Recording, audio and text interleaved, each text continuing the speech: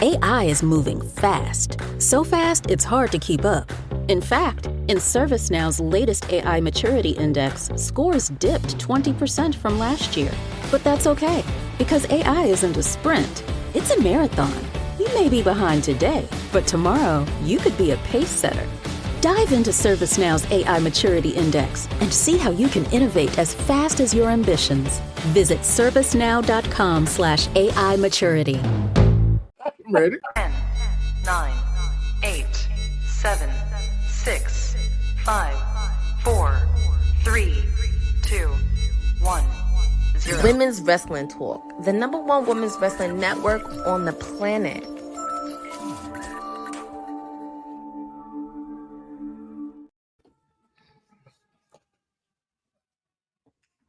What up, y'all? We back live and direct, live and direct. That's what it is. For the NXT Deadline PLE post show. We got a lot to talk about. My name is TK Trinidad. Y'all go and introduce yourselves and all that good stuff before we get into it. I am Dion of All Star Fandom. I'm the people's nightmare. I like to rock like Cody. Some dueling ideas and thoughts there, but no, happy to be here for the post show. And, Will Joe Jameson here. Happy to be talking about the NXT Deadline post show.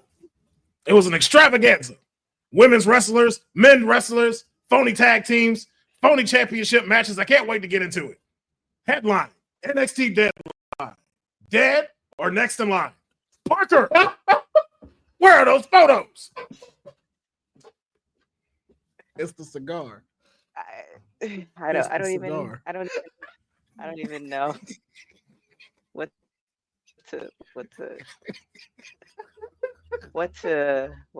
to go with this. Is Said coming or what's up with Said? That's gonna be the clip. I'm making that a clip. Let's get made into a clip. Oh, man. The mayor is supposed to be joining us.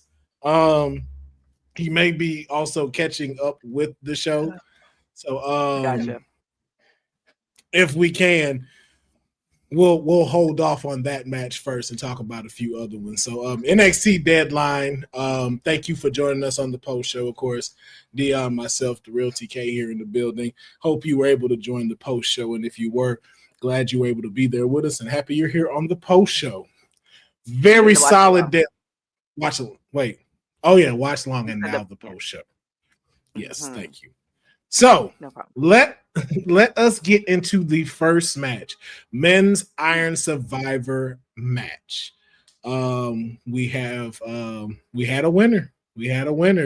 But before we talk about it, give me your overall score of the match on a scale of 1 to 10. 10 being it was everything you needed in an Iron Survivor challenge. 1 to being I should have went walk my dog. Me. Hilarious. TK, you want to go first? I did walk my dog.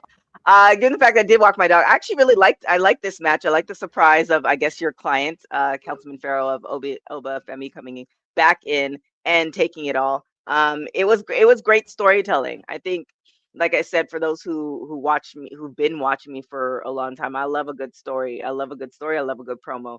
The wrestling, if you can add on great wrestling, that's a bonus. So it was good storytelling because we didn't know who to expect except for Councilman Farrell did call it at the beginning, so we'll give him his flowers. But I think I believe the order of the matches was the perfect the perfect recipe. And the reason I say that, I always go back to for those who don't know, I was X-Pac's co-host for X-Pac 12360, and he said this where wrestling, especially when you have pay-per-views or PLEs or even wrestling shows, you need the ups and downs. You can't have high matches throughout the whole thing. It's going to burn the crowd out. And I think they did the perfect match, the perfect lineup of matches for this PLE. So start off, it was a great match because it kind of got us hyped and to look forward to the women's match, which they ended off really well too. That the last 7 seconds was, storytelling at its finest too. Dion, your overall score on the match and thoughts on it. Yeah, probably like an 8 because obviously with the Oba, really we'll talk about Ridge and Trick, but this was a really good card. Like TK said, it was built from start to finish really well. But probably an 8 because once Obafemi started walking down that ring, It was a wrap. Yeah, business picked up then. We got to see Wes Lee do some character changes in his moves and stuff like that. But no, I think, and then the Nathan Frazer thing for me is like a highlight throughout the night because we get to see him again. But no, they pulled it. It was a great match to start. Get the crowd hype, which was not the greatest crowd throughout the PLE, but no, this was a good one to start the show. A lot of storytelling within that one too, because we got some stuff with Ethan Page after it, like a little vignette in between with him doubting himself or either leaving. But no, and then we get Wesley and Evans next week probably off of this. Yeah. So there are a lot of things that came through this one match. That, like TK said, the storyline wise just sort of spans out after this match too. So it's like a cluster and it's just connecting to everything else. Love the match. Good 8 out of 10. Yeah. I think I'm gonna give it that as well. Of course, my newest client, the big back general himself, the ruler, Obafemi, coming through and just dominating, representing for the big back coalition. And we are very proud of our brother for becoming the Iron Survivor. But no, I think to TK's initial point is we saw a lot of story development throughout this card. Mm-hmm. Like you said, from even from your point of view, from a Wesley's progression. And I'm actually now more, okay, I'm starting to slowly see it. We've cut the hair. We've changed the style. Great. Even with Nathan Frazer, like, we've seen what it's like for him to burn it on both ends, but it seems like that's not going to be the last time we see that. And even to Javon and Wes is expanding. And even like Ethan Page getting to kind of get a chance to take a step back and us figuring out like what's next for him outside the NXT title picture. I think we got a lot of that to be shown here within this match. So I give it a solid 8 as well. I think it was a great way to start the PLE as well, even if we did have a mediocre crowd tonight. It was great to get the juices flowing. And I think to TK's point, I think everything was set the way it was and how it should have been. So now the question is, though, and I might be a little bit confused about this. So if Boza's in the chat or if y'all can clear it up for me, it was said that the woman that wins the Iron Survivor Challenge gets a title shot at New Year's Evil. Correct me if I'm wrong. That wasn't said about the men, though. Actually, I don't recall it here. I don't recall it. But I feel like at the women's, it would have to be the men's, right? I mean, does it? I mean, because New Year's Evil, while it is a PLE, it isn't one of their biggest ones. So I can see them wanting to have only one big high-profile match, which would be the women's title, especially if you're going to have Julia, because we know that's going to be the main event. Mm-hmm. Oh, man, just my bad. I'm so sorry, y'all. Whew. You okay? I just had a moment thinking about that. I'm gonna be in the same present with my client in a main event fighting Julia in Los Angeles. Just I feel like that Denzel meme where he just I can't with you. I really can't. So yeah. Life is good, and it keeps getting better. So it does say with the stipulations being an NXT Championship at NXT New Year's Evil. Okay, for both of them? Yeah. At least that's what I'm seeing now. Boza, when he's able to find it, but that's what I saw. Okay. So we shall see. But I think it was a great way to start off the match. Now, we know what the next match was, but we're going to, for the mayor's sake, we're going to skip over it. And we're going to go to the next match. which was for the tag team titles. Axiom versus No Quarter Catch Crew. Now, I got to know. So we already, in case for those that didn't know, Axiom remain the NXT Tag Team Champions. So now I want to know, after sitting with it for just a little bit, was the right call made to keep them as the tag team champions? Like I said in the watch along, I definitely think I think we all thought that they were going to drop.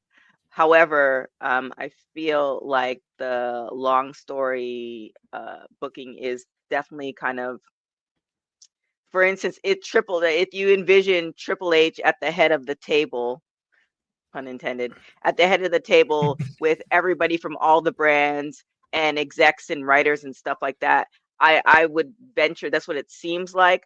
The key word from the start of him taking over and continuing on is long-term storytelling, excuse me. And I think even though we might have seen we have been seeing the writing on the wall as far as them eventually breaking up, there's a little bit more to this story that can play out. So I'm fine with that. Whereas there's times we've seen people win or lose and we're like, that's stupid. Where do we go from here? And then you don't know and then nothing happens from there. It's totally stupid. But in the era that we are right now, there's a reason for everything, which is a good feeling. So we just have to watch how it plays out. So there's a reason why they still retain. So I'm fine with it. We know how it's going to happen. We know it's going to happen. It's just how it's going to happen. Y'all know me for my terrible analogies. Like, the couple's eventually going to break up. Well, we just don't know how it's going to happen. Is she going to find out that he's been cheating for the last 6 months? Or does she get tired of it? Or, does she get a new job and she moves across country? We don't know, but it's going to happen. It's one of those scenarios. Yeah, the same echo a lot of what TK said on that one. I just found it, the guy was cheating and but never mind. Anyway, anyway, really good match, really good storytelling with this one too. Seeing how Nathan Frazer had competed earlier, he came up with the banged up ribs wrapped like DDP, busted nose, looked concussed. I enjoyed his night, like I really did. Like TK said, if we know where we're going, it's just when are they going to pull that trigger and how long are they going to until we get to that point? I didn't think they were going to keep the championships, but seeing how they have them, there's still something more at play for this one. And again, we're on a ride now. We live in a microwave society so long, we think our wrestling needs to be that too. Nah. I'm cool with like the slow burn of a storyline if the payoff is going to be that much better or that much more effective. Because these two guys could go on and do something on their own, and we might not have a Jannetty situation. You know what I'm saying? So because you hot shot it too much, but no, it was a fun match. Nathan Frazer might be my MVP for tonight. I gotta say it. Never have I been more happy to be wrong. Oh yeah, I will say that. Because I want No Quarter Catch Crew to break up so bad. Like, I'm so tired of it. Like, again, it's milk that ain't got no stickers on it yet. And I don't think they're going to ever get it. You know what it is? No, you know what it is? It's imported milk. It got stickers on there, but that face you just made. That said it all. That said it all right there. The face he just made explains No Quarter Catch Crew right there. It explained it all. But no, I think one thing we've seen, like y'all said, throughout everything that we've seen, we've been wanting to break up from somebody, and we have not got it. We wanted it in New Day. We were saying it's going to happen with Austin. I didn't want it in New Day. Waller. Well, some did. Same thing with Axiom, the DIY stuff, Street Profits. I think this is now the time for like tag teams to finally get their shine. It's like, okay, we got the women's division situated. We got them situated and we got them set up for, let's say, like the next 10 years. We need to get the tag team division set up for the next decade as well.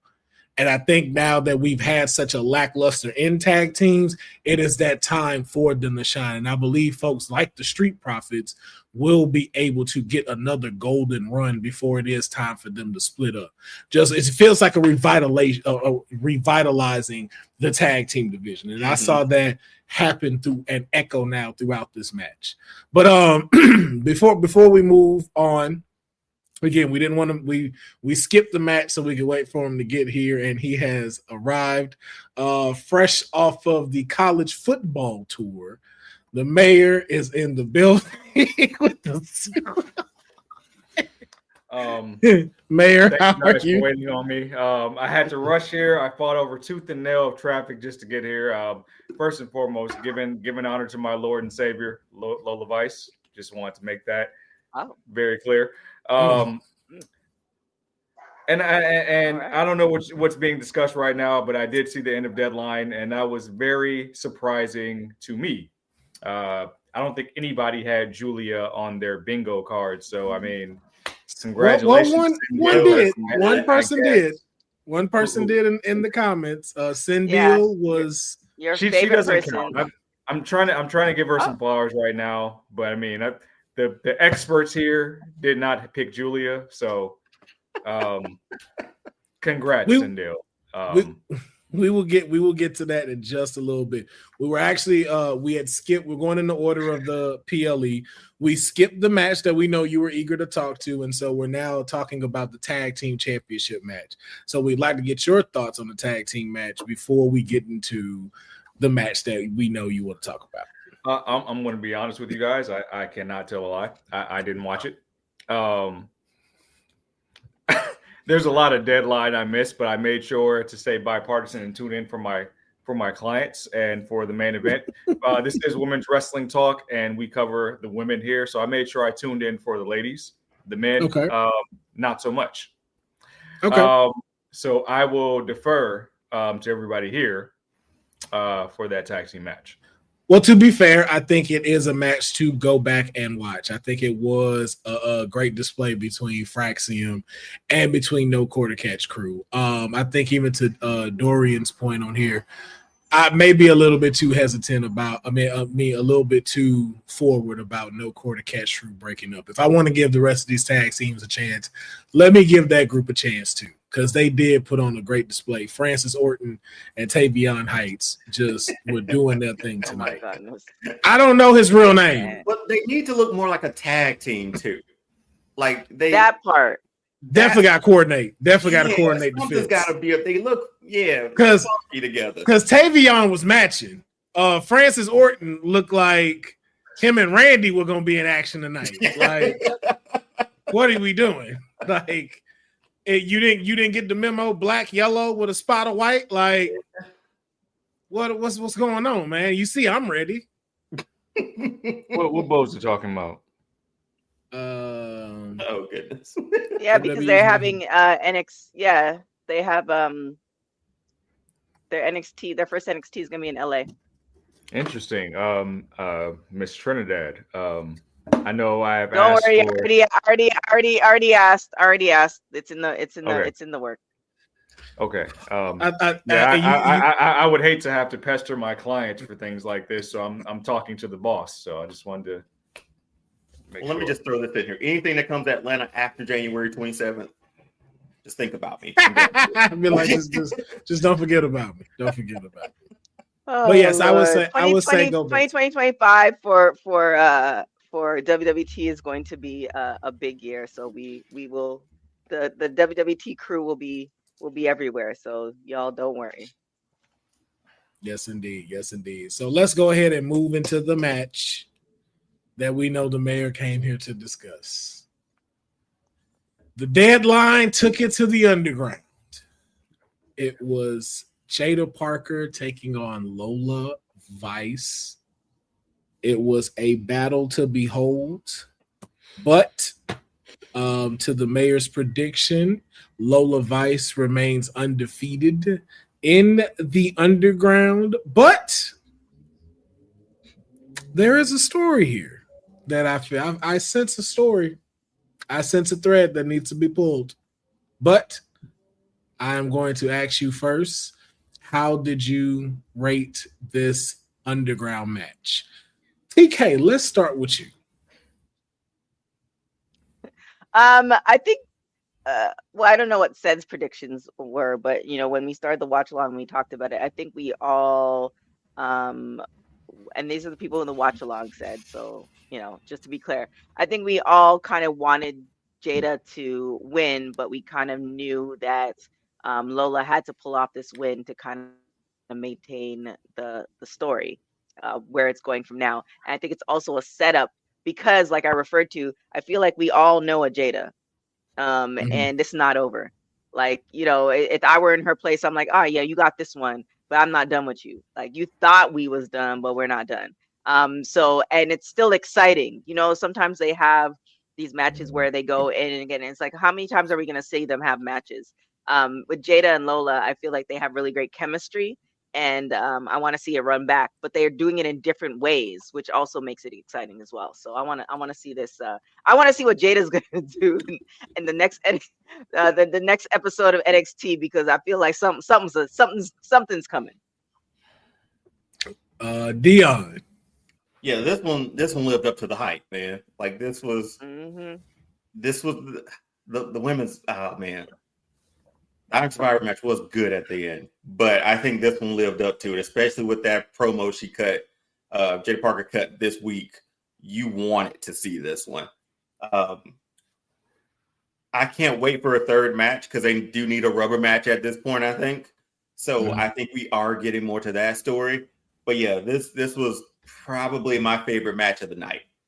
Some good spots, some good action in the main event, but this was my favorite one tonight, especially for an underground match to be like the favorite of the night too. That's kind of wild for me because I didn't enjoy them that much before this. But again, we're going and telling stories, right? We feel that with Lola, we feel that with Jaida. We felt all invested into that one.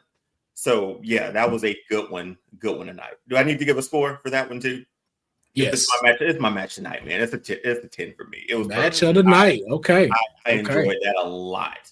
Okay, all right. I am going to say before I give you the stage, Mayor. I am going to say this reminded me of Stone Cold versus Bret Hart.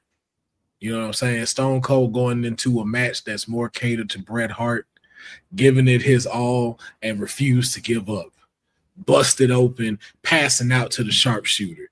That's what you saw tonight with Jaida Parker. Jaida Parker walked into a place she knew she did not have the advantage and did not back down. And she showed us something tonight with Lola Vice, which leads to some other bigger stuff. But I'm going to give the stage to the mayor, and we can discuss it after your thoughts on the match. First things first, rubber match, copper match, helium. There's no concerns of the periodic table here. I promised you violence. I promised you blood and all types of hate in this match just 24 hours ago. And I told you this was a part of marketing. I set my game up. It was just not that long ago. I told you guys I visited Strattonville and I saw the roads paved with cobblestone and how their citizens wore myrrh and minks. And I said, you know what? I got to step my game up. And we've been giving you this cinema here between Jaida Parker and Lola Vice for months now. And now you're starting to see it finally play out in the PLE. But was there any concern that half of my clients would come? Despite what my chess emblem may read, I was bipartisan in this match. But was there any concern that Lola Vice would go 3-0 in Underground? Absolutely not. I think choking out her opponent showed the level of violence that she needed. And now we're going to get a trifecta of this rivalry. And to be honest, I don't expect any one of these women to be victorious in that third match. The end game is what I've said this entire time, is that there will be a level of respect that will lead them to be a tag team.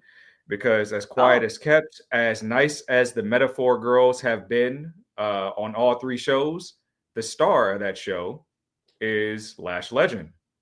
So I think you might see a split there in the near future. That's just some tea we can talk about on WWT Live. But there's bigger fish to fry. And the reason why I left my celebration from the Big 12 Championship to come here right now is because I found out, a little bird told me that Money in the Bank briefcase could be had. So there's some things that need to be negotiated. I mean, we can negotiate them, but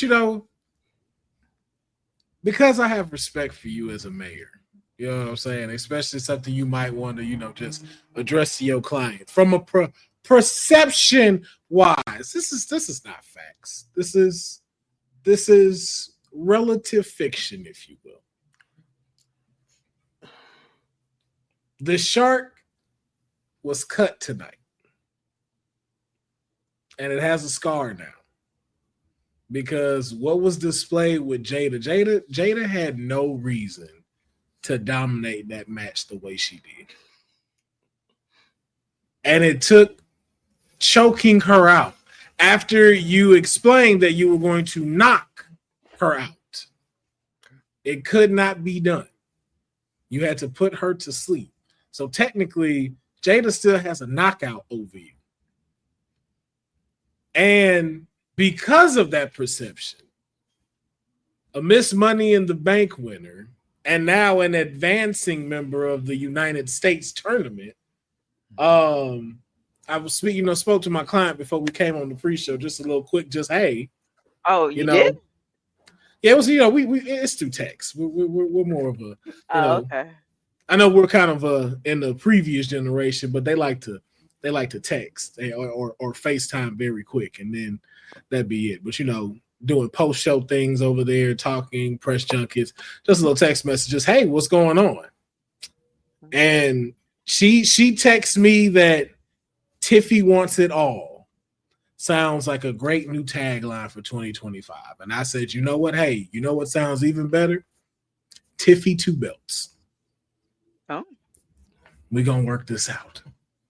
But I think being able to take out an undefeated MMA trained combat specialist like Lola Vice, I think just adds to it. And I think with this performance against Jaida Parker, she done caught some weaknesses in Miss Lola Vice.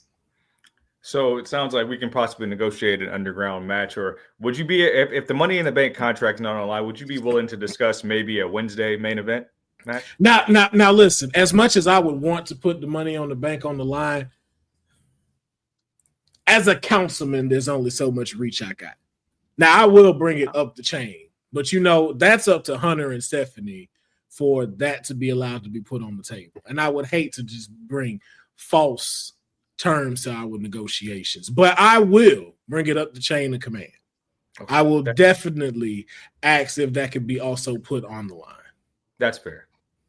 See Dion over there shaking his head because Cody don't talk to him like this. Well, no, my thought is what Stephen Chambers is saying. I'm just sitting over here imagining a brick on a pole match. That's all I'm doing. Hilarious if that's it. Hilarious if that's the Stephen third Chambers. Stephen Chambers. Yo. That's wild if it's a brick on a pole match. I'm here for it, though. Really quick, because I know you guys are about 30 minutes in. Which matches have not been discussed yet? Tricks and then the women. Cindil, if you can you just rewrite your comment? Which one it was? I'm so sorry.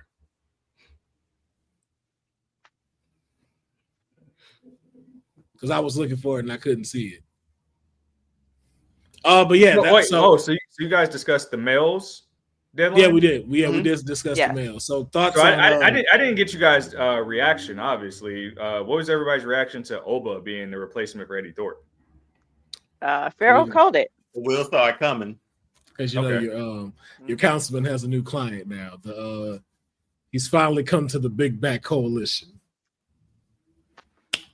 We welcomed our brother home, Mr. Obafemi, and as you can see, we're now going for the gold. You get with the councilman. The network gets you where you need to go. Okay, I'm just letting you know. Look what happened just being in conjunction with the mayor. We got to see the match of the night because I'm telling you right now, women's Iron Survivor match, They're close. Underground. Mm-hmm. It's close, and it's only really still close because I'm fresh off of the Iron Woman Survivor Challenge match. But these were matches of the night. But let's get into what wasn't match of the night. The NXT title was on the line. Oh. That was shady. Ridge Holland. No one disagreed with me as I said it though. I mean, yes, you're correct, but it's still shady. But go on. No one disagreed. The NXT title was on the line. Ridge Holland versus Trick Williams. I'm just gonna say it like this. I thought the match did what it needed to do for the spot it was at, for the champion that was in it, and for the heel that was in it. Not necessarily a great match, but not a bad match. I think it did. I think it checked off on paper what it needed to do. Now, as far as a performance-wise, that's a different thing, but I will leave that to y'all opinion. I know, Mayor, you said you didn't watch it, so I actually did watch this one. Oh, you did? Okay. Which leads me to please, guys, don't text and drive, don't drink and drive, don't be like me. But yeah, this match was kind of interesting because, and I predicted Ridge would win, but they really sold the neck, and I felt like Booker T was working overtime on commentary to kind of sell Trick's offense, like calling out the moves, even saying like, "Hey, this is a bookend," things like this. But there's just still something missing. It's like when Trick finishes his matches, I feel like there's so much more left to be done. And that's why I put in the chat that the trick shot's not a good finisher, because I don't believe the match is over when it happens. And then we get a 3 count and I'm left like feeling like, really? Okay.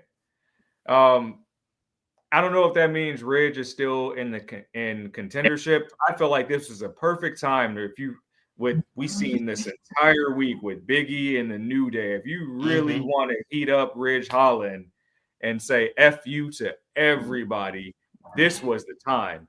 Because outside of this, I don't believe anybody's going to care. And that's been the story of Trick Williams' title reign. It's like, yeah, you're the champion, but do we really care?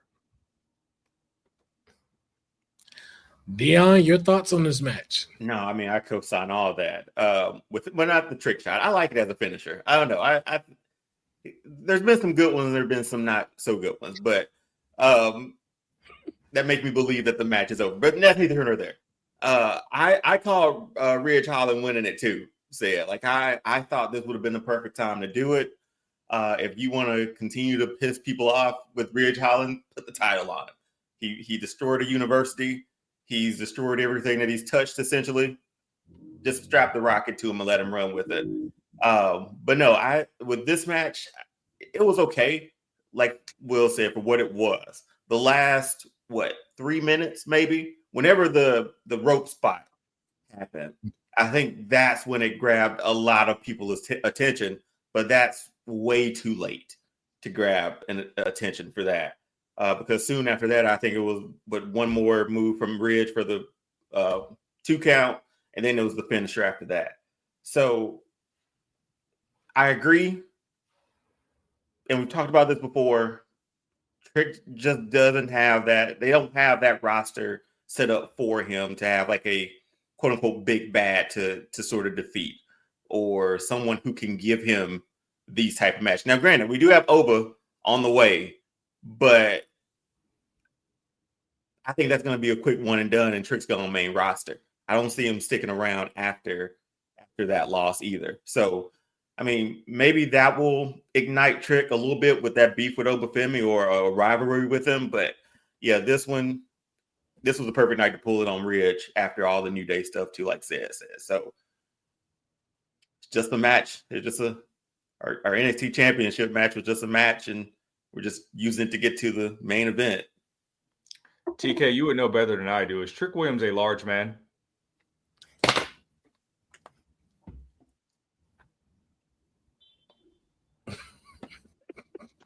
And I'm referring to his height. He's like 6'5", at least 6'3", right? Right.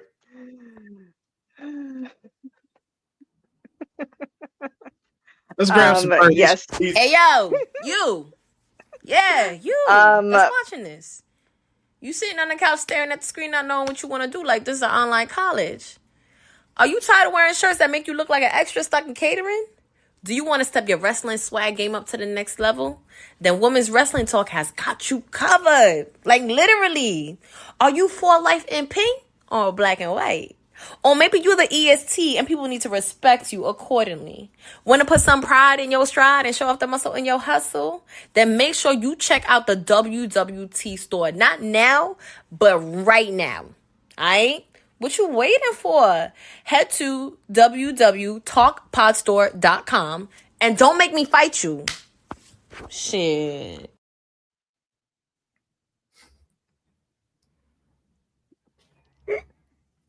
Okay, I guess I'll finish my my diatribe. The reason he's listed at 6'4". Okay, so that's my thing about the trick shot. Daniel Bryan or Bryan Danielson got to be like 5'9". So he's putting all his body into that knee shot. With Trick, it's like, why are you hitting me with your knee as opposed to your fist or your elbow? So every time he does it, I'm like, it just feels like overkill. I don't know why you're doing that. I would love Trick Williams to have more of a power style offense than a striking style offense to add some believability to his game. Because outside of that, I mean, he really hangs his hat on his physique as a personality, as a character. So like, why are we not leaning into that even more? Like, I don't believe that you're some MMA type striker. I don't believe that. You played football, you were a wide receiver. We know that's documented. The trick shot, he needs something else to make his match go better. Honestly, power driver, power bomb, something power based that would make sense for somebody of his stature and his size, and comparative to like the roster that he's dealing with. But like trick shot just feels like it's just always so lackluster. What if he did a build to it like Bryan Daniels crap, like he does from the corner to the corner? Would that help? All I can say is when I saw Ashanti the Adonis tuning up the band, it pissed me off. Don't do that. Please don't do that. Because like you're the NXT champion. Why are we doing this underdog thing for you? Be dominant.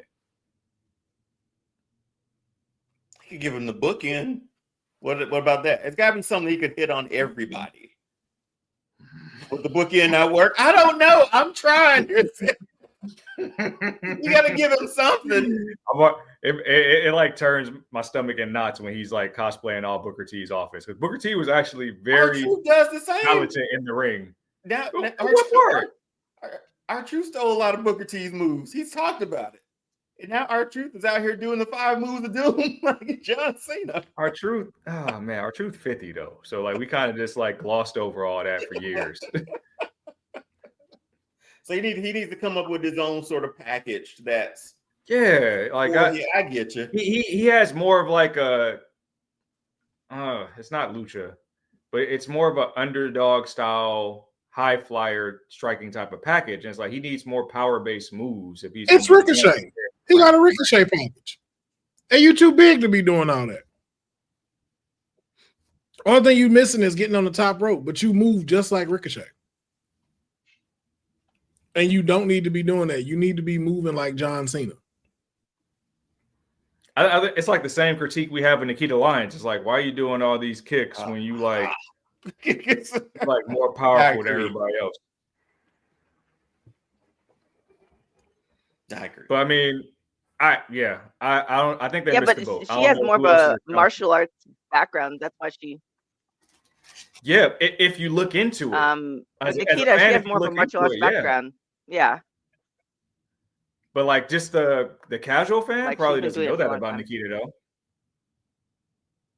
I need Nikita to wrestle like Vader. Yes. All power juice. Potatoes. Potatoes. Nikita would dominate if she did that. Well, TK, your thoughts on the match? You know, I know you are you had a biased opinion going in with who you wanted to be the winner. Thoughts on the match? Look that enthusiast. Well, I thought going back to what I said, but X-Pac kind of, I always make note of what X-Pac said as far as the flow of PLEs and stuff like that. I feel like it was a lackluster match, but we needed the lackluster match in order to kind of take a moment. Everything couldn't be on a high. With that being said, I think we did talk about Ridge as far as where he is on the card and the buildup and stuff like that. And I just don't think he's there yet. I think like even if he were to become champion, it wouldn't be for very long.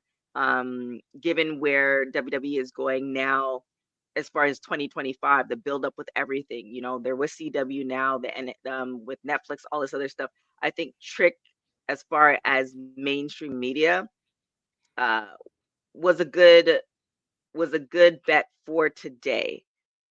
Mm-hmm. I don't think he didn't need to drop today, because if he dropped today, then that would have, I think the match did what it was supposed to do, like kind of a moment to to reset, to get ready for the women. I agree.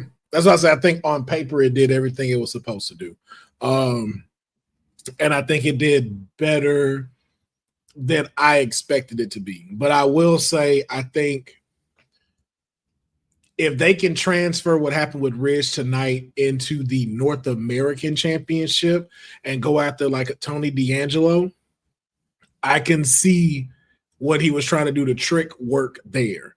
And then it's not so heavy of a responsibility of him being the face of the company. We get to see what Ridge can be like as a champion, being the North American champion. I think that may suit him better with where he is right now. So we shall see. But let's go ahead and get into the main event, which was the right choice. The right choice to make on this main event was to let the ladies get in the driver's seat. And man, this was all 10 Fast and Furious films, even the ones we don't like.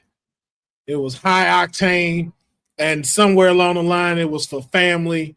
And TK was mentioning cheating wives, husbands who got surf shops that just shouldn't come back home because they're getting kicked out, and they kids don't love them. Yeah, something about kids in the bed. All of that happened in this match. None of our picks correct, except for Cyndeal. Cyndeal called it from day one. She had said Julia was going to take this. Julia became the victor. I will say something to TK's point. Throughout this card was a lot of storytelling, and slow cooking was the term that TK was using throughout the night. The slow cook, the slow burn. And Julia wins this match. Reminds us where we still are in this story. I think we had so much happen with us, with Zarya coming, Stephanie coming, the tag team matches, Cora Jade returning. We forgot what part of the story we were on. So this was like a very dope, epic side quest that we got to take. Now it's time to get back to the sacred timeline. And we stopped off with Roxanne and Julia. And now we get back to where we were with Roxanne and Julia. But I want to get your thoughts on the match, and I want to know from each of you, who was your MVP of the Women's Iron Survivor match? I'm going to let y'all take a second, because I was going to say TK, but TK is doing business. Apparently Trick Williams is texting her. I'm listening to you. Wow. How do you feel about the match, and who was your MVP? I mean, I feel like you mentioned before, what I was saying during the watch along, the slow cooking of storylines. I think we all called the fact that Sol Ruco, we thought she was gonna win, which is a good thing, meaning that she's on the tops of our mind, and we think that she's climbing up the kind of the roster as far as being the next hot thing up. Even though she didn't win, I feel like she's kind of been circling around, which is what I really like that NXT has been doing. However, if you guys remember when Julia and Sindel actually called it even before Julia was signed. If you remember when Julia was signed, they made a big deal about that. And I don't think there's different levels of big deals, if that makes sense. And I don't think they did that for nothing. There's a reason, and they already probably had a built-in storyline for what's going to happen with her. And I think what the story is supposed to progress to is what's happening right now.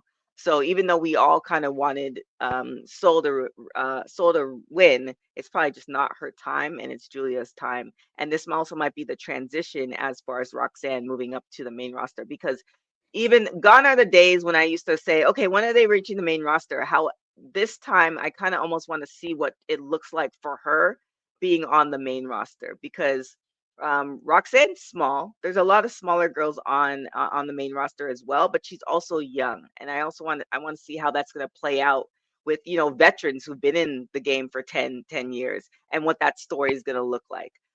So this might be kind of the perfect transition to you know, SmackDown, Raw, especially with everything that's going on with NXT.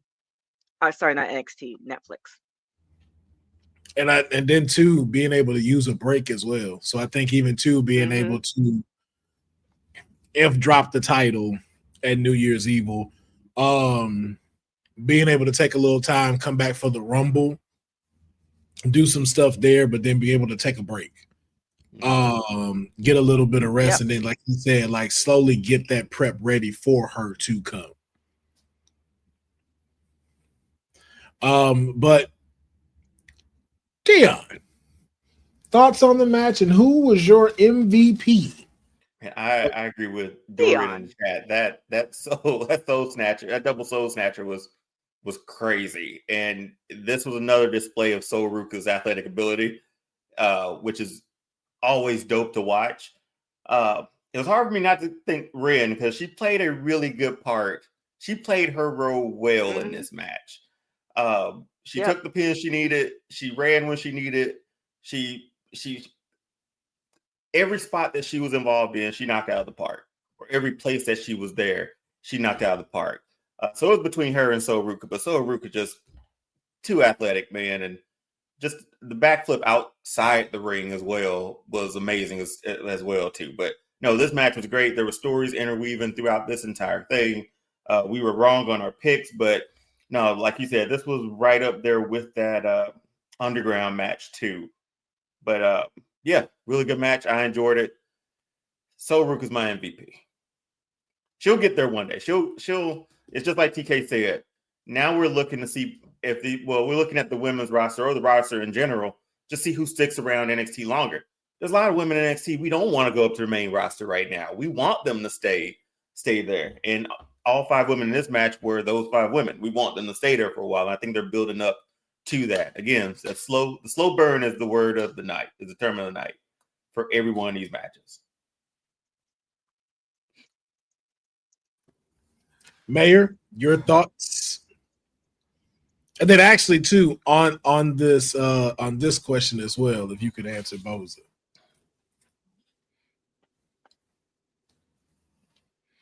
I think so just to get this out of the way, I think the Tiffany Stratton stuff is just to remind people that the briefcase can be cashed in on any title.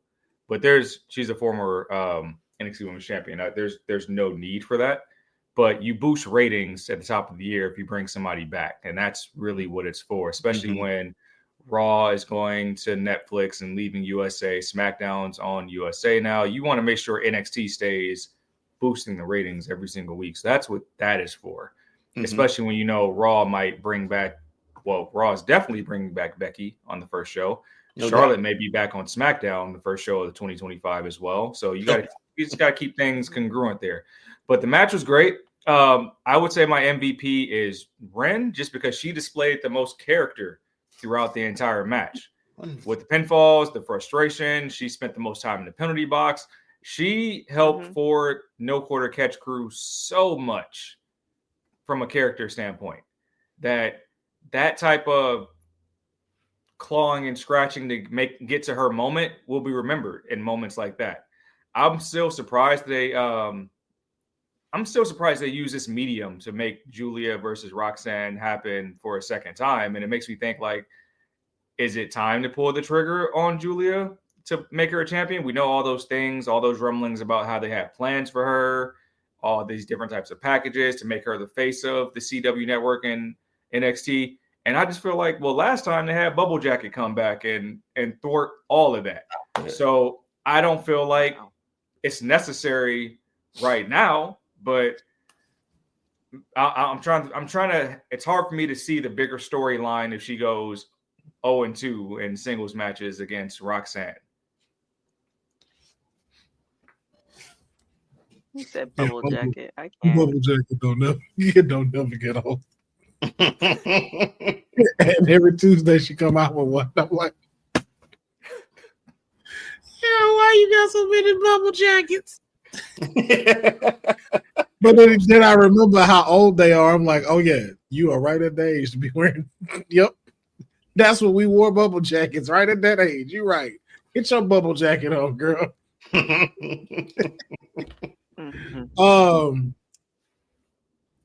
I think it made perfect sense because, again, I feel like it got us to reset back where we're supposed to be.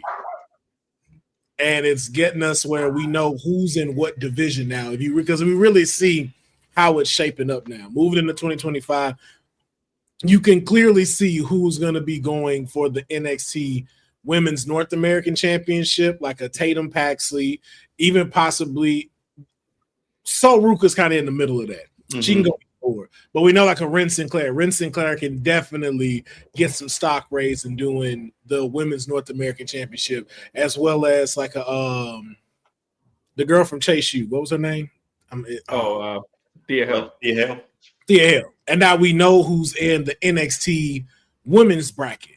So now we're just getting really just back to that and back to that line. So if it's Julia, either way we know it's because Stephanie called next. So now too, we saw with all that anticipation we got, if it is to take the belt off of my client, now we go stand and deliver Julia versus Stephanie McCool. But either way, those are still two big matches, even if it's not, and it's Roxanne versus Stephanie McCool. We know Julia and Stephanie's going to come. It's going to happen eventually. Yeah. Sindel, so you know, if your girl join Damage Control, your homie gonna be out, right? Like you know that, right?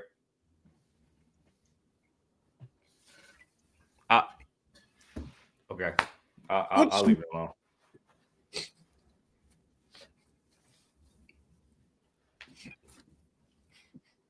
I'm sorry.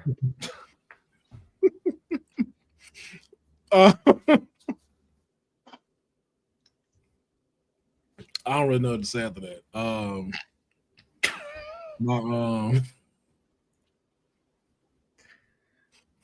You know they can be cross brand, right? Hey, well, Oscar ain't no brand right now. I didn't even put it up. She ain't no brand. Home brand.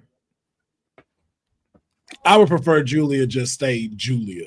Like, I think she set herself up enough to where it's like, hey, you deserve to be your own entity and let that stock rise before connecting with anybody and stuff. But I'm also going, my MVP was Ren Sinclair, because I think she was able to stand out the most. I feel like everybody did what they were supposed to do. Everyone's elevated, but like the real winner is just showing personality. And that's what I feel like Ren Sinclair was missing. She finally she has a different color top on that plain bottle of milk that is Ren Sinclair. She finally got a red top. So you start looking, what are those red tops with no Stickers on them. That's whole milk right there. Yeah, you know what I'm saying? Now we just got to get, again, we got to get some more stickers on there, branded off, but we got the top. We got the top of that whole milk tonight, man. She got herself a red top. Shout out to you, Red City, man. I can't with y'all.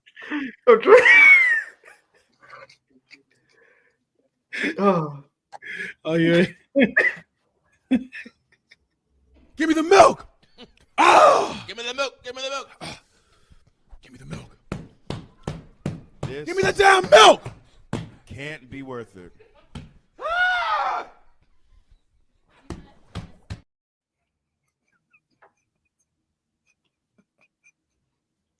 All right. I got an off deadline question that it could probably wait for Monday, but I don't know if we're doing a show Monday, so I want to ask. Yeah, we're doing a show Monday. Why wouldn't we do a show on Monday?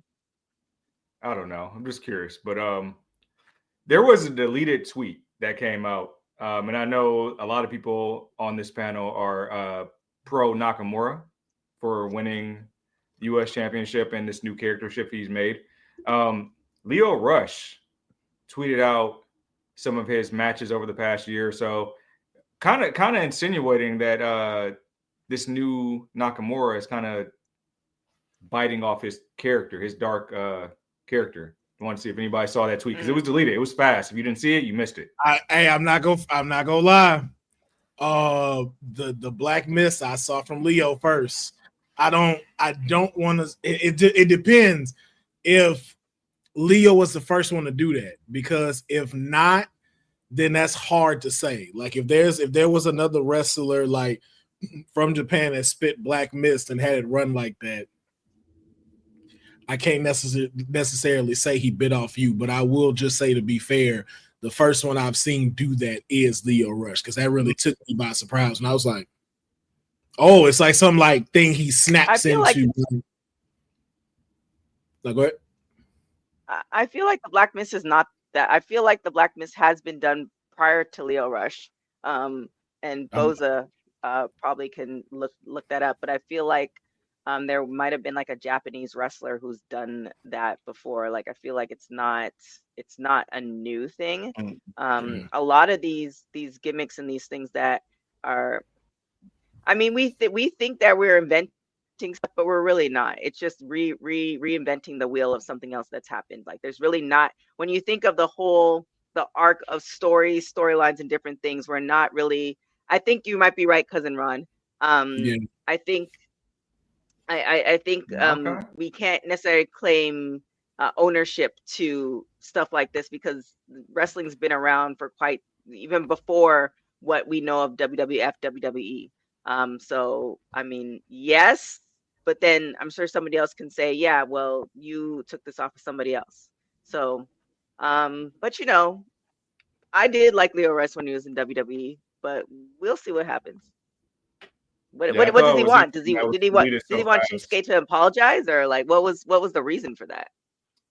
It was deleted tweet, so I think it was more so like his Blackheart character that he kind of brings out every now and then with the Black Mist dripping. It was pretty much a screenshot of Shinsuke from last night's SmackDown and how it's similar to what he's been doing with that Blackheart character. I don't know what he was saying, but the tweet was deleted, and I just thought it was interesting. I'm just wondering if you guys caught that at all. Yeah, I think just the common thing is the Black Mist, because even to that point, if you want to start diving into it, which is why I see he wanted to delete it, because you'll start to get the IWC to think about that. Like Shinsuke did that as self-defense. Like Bloodline is around him, like he's doing that to creep them out so he can get out the ring. Like it showed, you do this when you click into this character, Blackheart. And so one could say it's oh, you just seeing that?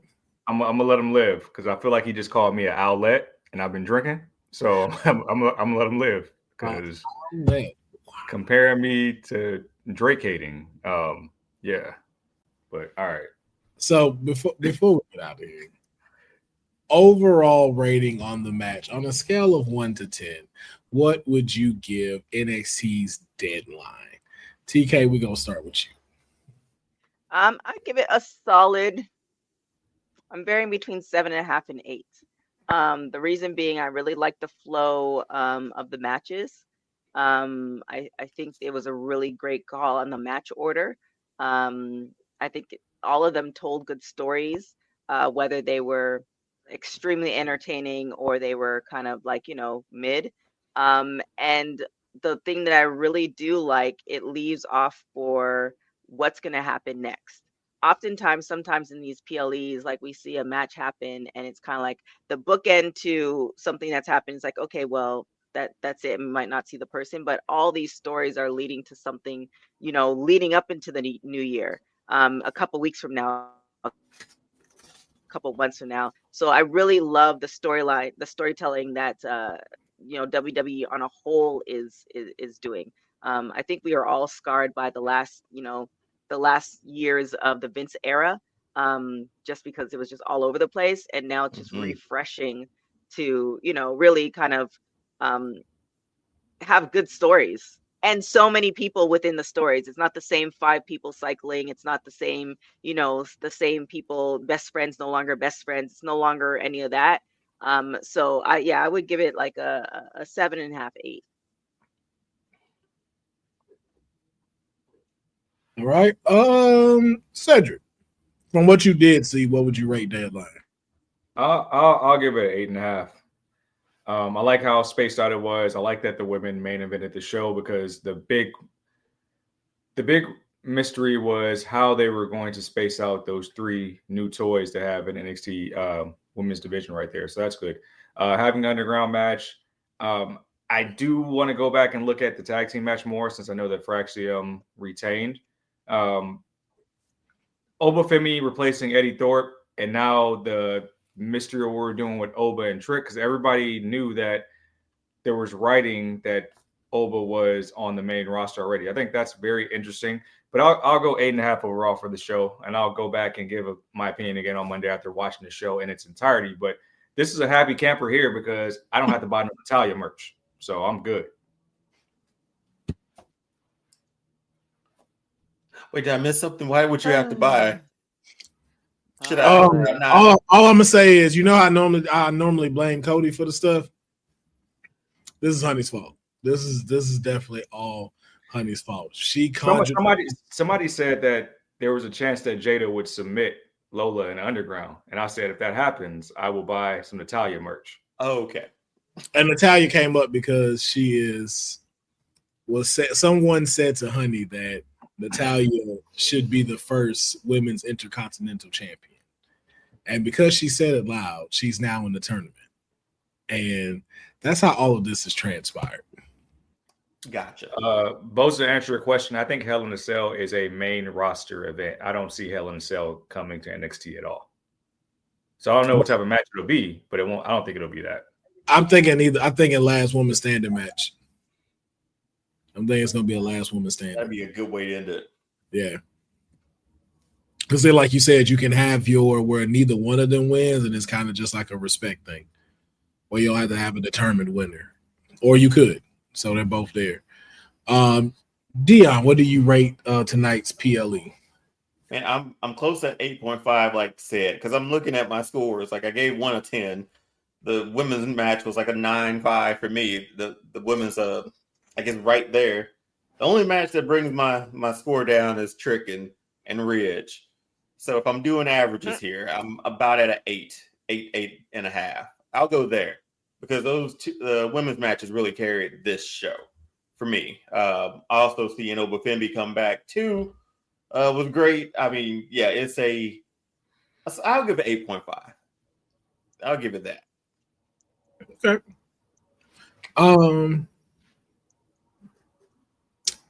My 8.5, close to a 9. Yeah, man, I'm ready to. You know what? I'm gonna go 9. I'm gonna go 9.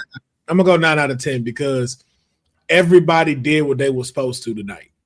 Like, even from a Trick and Williams, like to TK's point, there was something that needed to kind of, bring us down a little bit, get us back to even, get us reset, give us a chance to take a break, and then move into our main match. So we gave them what we needed because we knew it was going to be a great one. I think everybody did what they were supposed to do. Even the tag team, the tag team and the NXT, both 2 title matches, I have very low expectation for, and they exceeded the expectation that I had of them.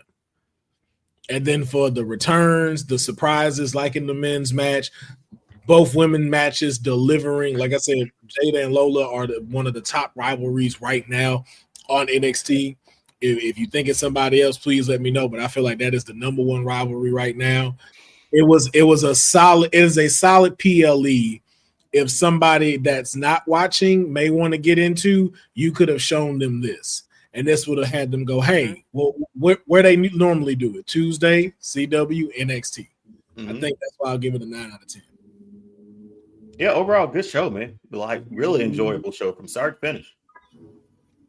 We are impressed. Well, ladies and gentlemen, that is going to be our post show. We thank y'all for tuning in and checking it out.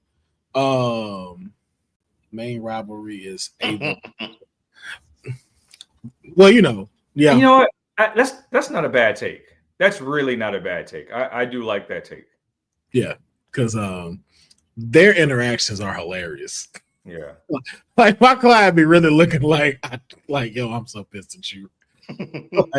And Ava be looking like, I don't care. Get your little short ass out of here. That would be not bullying my client. That would be a very nice way to reintroduce Ava to in-ring competition if they were ever to do it. And it's like you don't have to do that anytime soon. It can be months, maybe years down the road. Yeah. Yeah. But I actually I think too. Do we think that was the question I actually had when I saw her? Do we know what the reasoning is? I mean, she's doing great as a manager, but has anybody spoken to, or has she said anything as far as, why she's no longer wrestling at the moment, and if she ever is in a wrestling? Has there been anything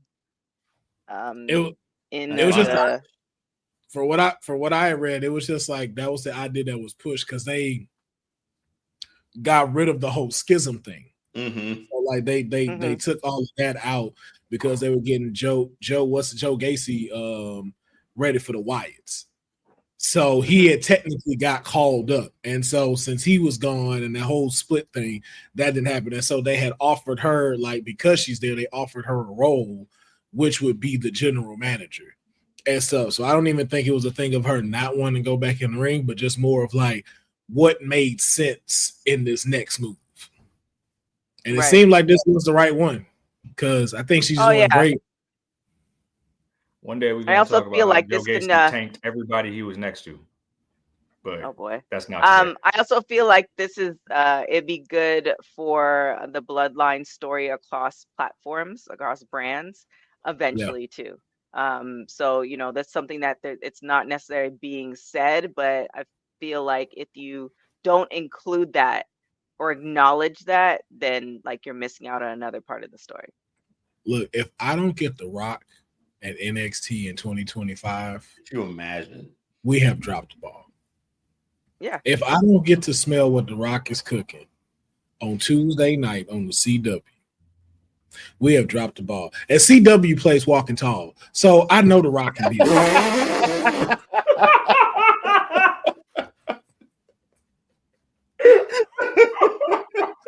I can't. I know you play. All right. I know y'all can play some Rock content. You can get The Rock up here, okay? I'm saying it, and I'm saying it now. Rock, NXT 2025. Run it. Run it. All right, then. Ladies and gentlemen. With that being said, I think it's time. We'll let Ced get back into the streets. Ced, where can everybody find you? Like I said yesterday, you don't got to find me. Just make sure you go support my Sun Devils, Big 12 champions, as we get ready for this national championship push. If you want to look at a website, go to www.biancadidit.com. And I'm standing on that because that's who I believe attacked Jade.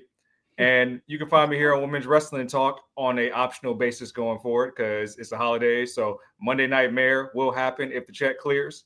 And if the check don't clear, see that woman, I don't know where she's at on your screen, but she's right next to me over here. Actually, no, over there. There you check her out over there if you don't get Monday Night Mare in 48 hours. Wow, we back on this again? Anyways. Dion, where can everybody find you? Because I can't with All-Star Fandom Show on TikTok and Instagram. We're going through the new Star Wars show, Skeleton Crew, kind of a sleeper hit that showed up to the party at the end of the year. But and also over on YouTube at All-Star Fandom there. Usually here Monday, Wednesday, Fridays. New job coming in January, so I should be here every single day of the week. For WWT. So, yeah. And Councilman Farrow, with your new clients that have been added today, where can everybody find you? You can always find me on my Facebook page, Tsunami State Alumni. It is our community page that you can check out. It's a lot of splashing going on over there. Big waves being moved by big entrepreneurs, big businessmen, big business women. You know what I'm saying? It's just it's a lot of bigness over there at Tsunami State. I'm letting you know. But you can also support me on my TikTok, Instagram, Yam Bigelow. Always posting the fresh Jaida clips. Always, we gotta support Parkerville over there. Make sure that they're staying thriving, staying in tune as well. And then you can always find me here on Twitch and on YouTube with TK shaking her head, not understanding. As much as you don't understand this part, is how we don't understand your analogies about babies that ain't got no beds in apartments that they daddy can't come in no more because he done messed up because he cheated, and now everybody knows. He's been cheating for 6 months, by the way. He's been cheating for 6 months as well. So it's just nice to know we all confused over here at WWT, but we're not confused about one thing. And dang it, I'm not going last. I was so ready to go to WWT. That would have been the perfect segue for it. That'd have been the perfect segue, and of course she missed it. Don't worry. TK, just let them know where they can find you. Oh, I see. All right. Well, y'all can find me at TK Trinidad, everything at TK Trinidad. Make sure you watch Women's Wrestling Talk on all social media platforms. Said for once is actually correct. We're our shows, we're getting up to the holiday season. We're gonna have some specialty shows. We're gonna have an award show coming as well. So definitely keep it locked to all that stuff. And leading up to the new year, we have a couple of big debuts that's happening. So you definitely want to keep it to our social media. We'll lead you to those debuts. And yeah, it'll be fun stuff. So we thank you definitely all for support, for watching the watch along and the post show. We will see you on Monday.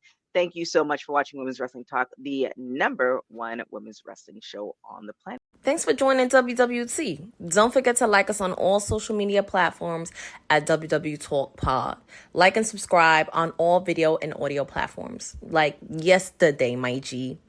And check out our website at www.talkpod.com. Thanks for watching Women's Wrestling Talk, the #1 women's wrestling network on the planet.